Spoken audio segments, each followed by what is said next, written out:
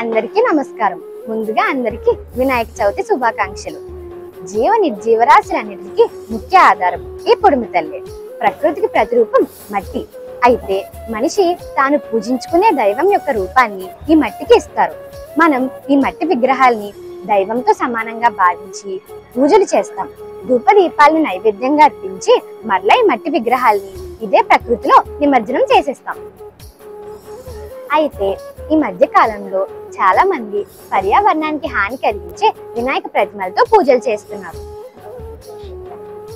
Plaster of Paris తో వినాయక ప్రతిమలు చేయడం హానికరం అని గ్రహించిన శ్రీ ప్రకాష్ విద్యా సంస్థలు ప్రతి సంవత్సరం గత 18 సంవత్సరాలుగా ప్రతి సంవత్సరం 5,000 మట్టి గణపతి విగ్రహాలని భక్తులకి అందిస్తున్నారు.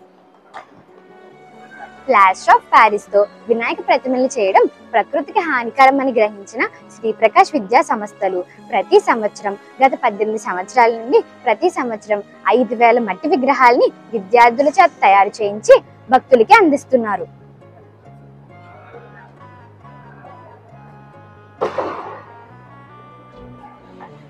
అందుకే మట్టి గణపతిని పూజిద్దాం, పర్యావరణాన్ని సంరక్షిద్దాం అనే నినాదంతో శ్రీ ప్రకాష్ విద్యా సంస్థలు నేటి సామాజిక బాధ్యతకి తరుణం ఇదే అని చాటుకుంటుంది.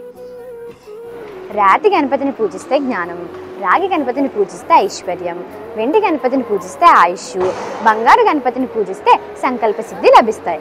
కానీ మట్టి గణపతిని పూజిస్తే మాత్రం సర్వము లభిస్తాయని గణేశ పురాణం చెప్తుంది.